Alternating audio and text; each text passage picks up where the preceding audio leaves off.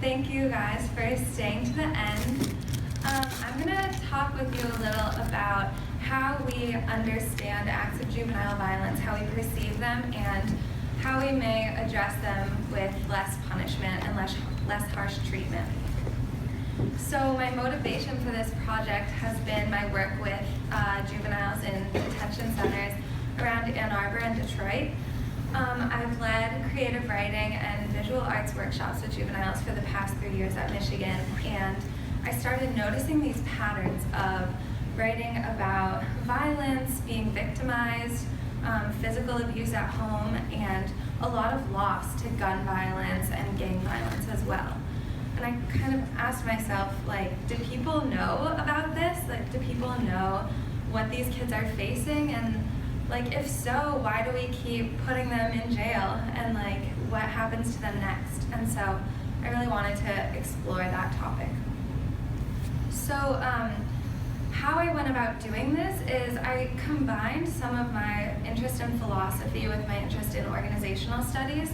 And so I began with a framework of moral evaluation that I developed using some philosophy research and distinguishing between what it means to be morally responsible and what it means to be blameworthy.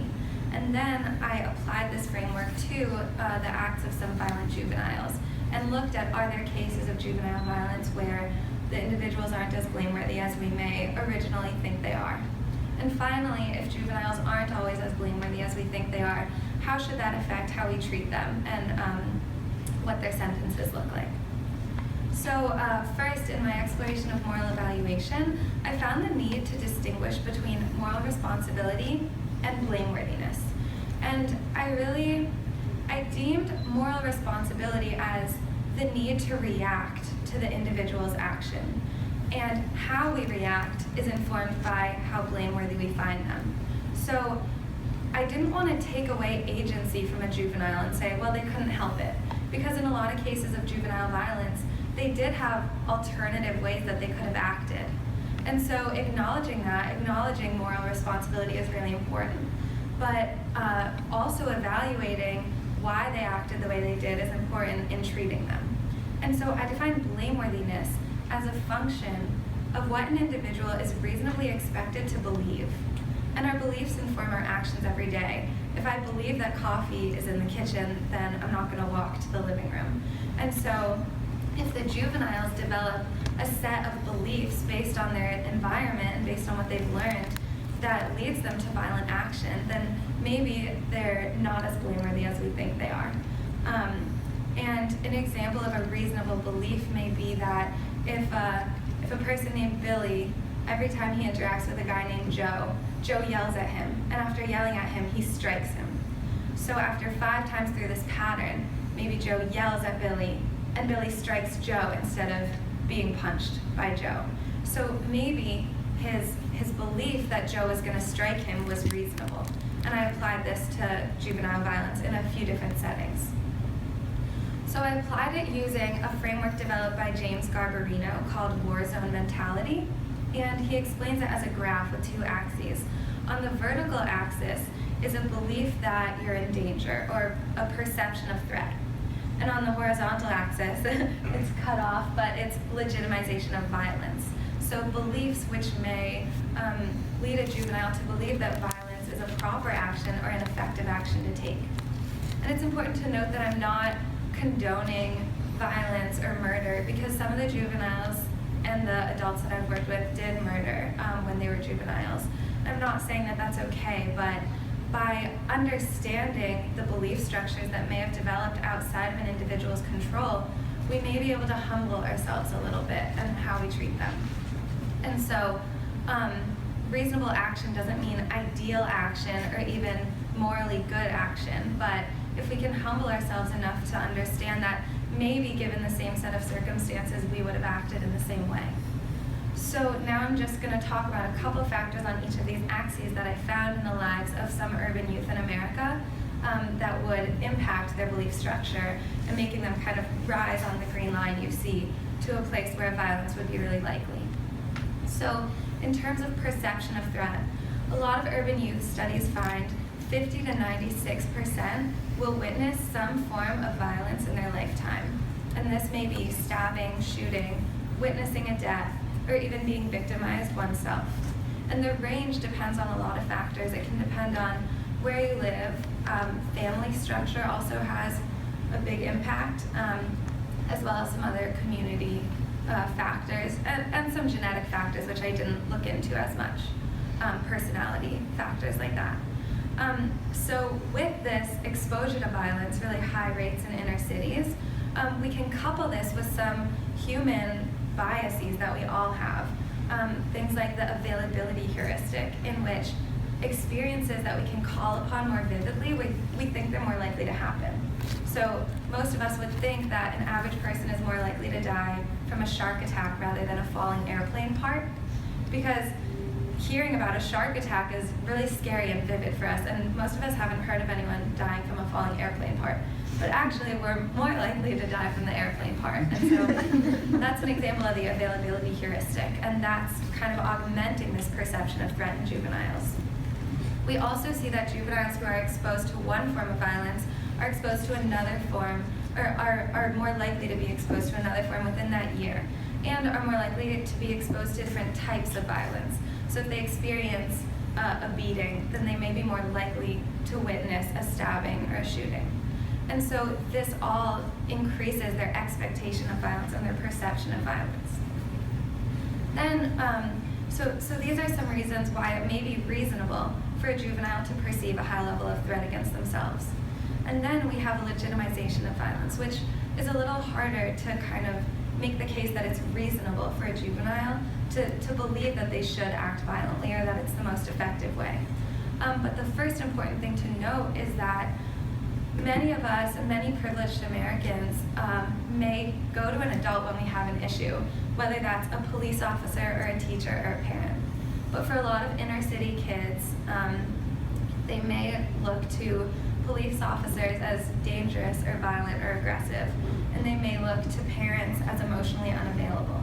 A study of mothers in a certain Chicago project found that 50% of the mothers were depressed, and this depression can often lead to neglect of children. And so the mothers aren't available to help the children cope, and they may not seem available to the children to help them overcome some of their issues. So with this legitimization of violence, we also see that exposure to violence increases a juvenile's chances of reacting to issues aggressively. So that even starts in 4 to 6 year olds. A study found that 4 to 6 year olds who had been physically abused were rated by teachers as more aggressive. They also exhibited less problem-solving skills, or poor problem-solving skills. And so when we couple a perception of threat, kind of a constant fear, with ideas, beliefs that adults aren't going to help, that maybe gangs are the way to go, and this aggressive behavior that develops due to these circumstances, we may begin to understand why juveniles would reasonably hold a belief structure which leads them to violence.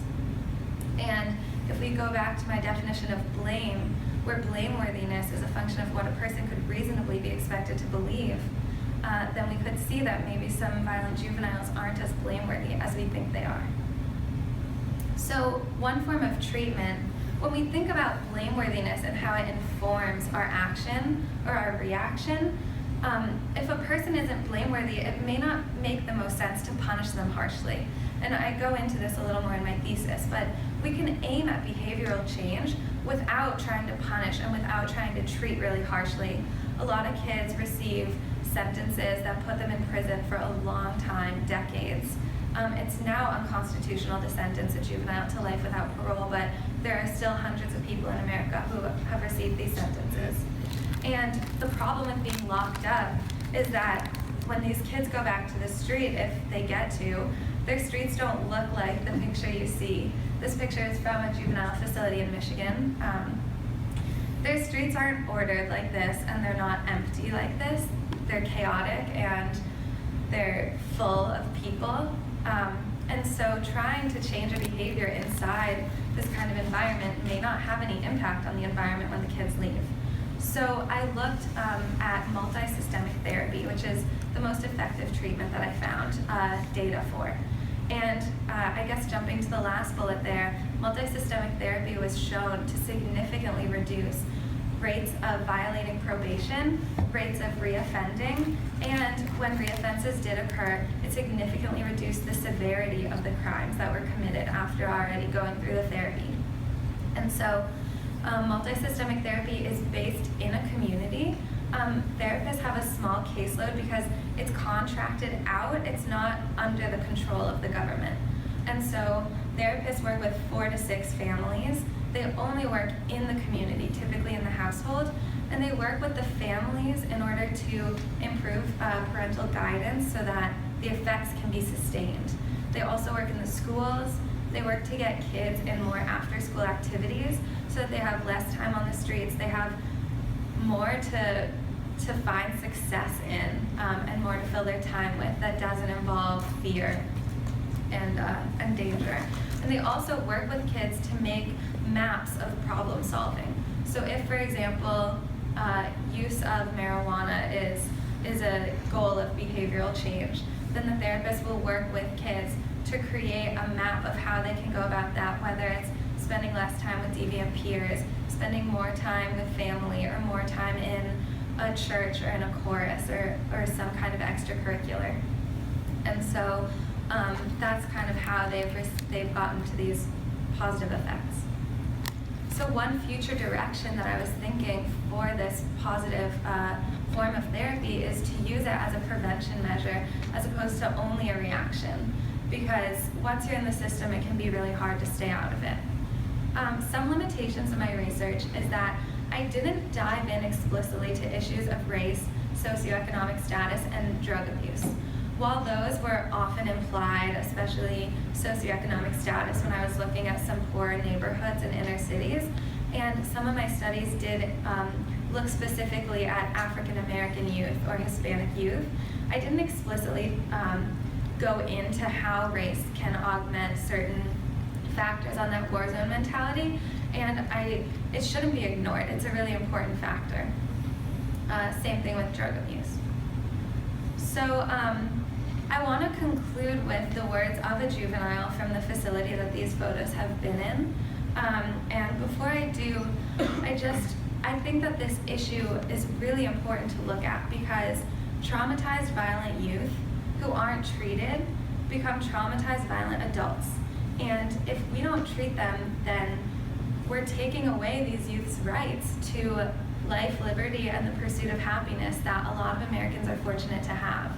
But by not treating them, their trauma will continue to come out in unhealthy ways, and it's also incredibly expensive and unhealthy to keep such a large portion of our society behind bars. And I also, before the closing poem, wanted to thank a few different resources at the University of Michigan, the Honors Program and the OS Program, as well as the Prison Creative Arts Project, which is how I got started working with this population, and my friends and family and everyone for coming to hear and support. So this is a poem by a youth at the W.J. Maxey facility, and he is incarcerated for a violent crime.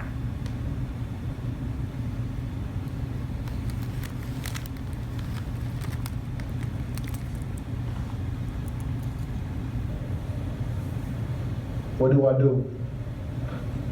What do I do when every other option is failed? Try to succeed, but they rather see me locked in a cell. Life is a mess.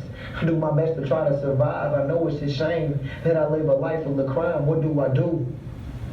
Where I'm from, I'm forced to live a life full of crime. Every day I'm in these streets putting my life on the line. It's ironic, I know that I'm living to die. The question is, why do I even fight to survive? 24/7 on the block, I got a stack to get rich. I take a mile from a cat if it give me an inch. My homie Mark already told y'all was simply to get. So I show no remorse when I hustle the strip. I lost my cousin to a slug, I guess his option has failed. Left my mama through the drugs and now she living through hell. Every night I pray to God and ask him, will I prevail? Because the odds is getting slimmer for us young black males. Statistics say by 21 I'm either dead or in jail. My future said I'm in a coffin or I'm locked in a cell. Life is a mess. I feel like I'm trapped in a maze. And it's a shame I can't change because I'm stuck in my ways. Now that's the reals. I told y'all no more, no less. What do I do when these cowards steady wishing me death? What do I do? So, thank you.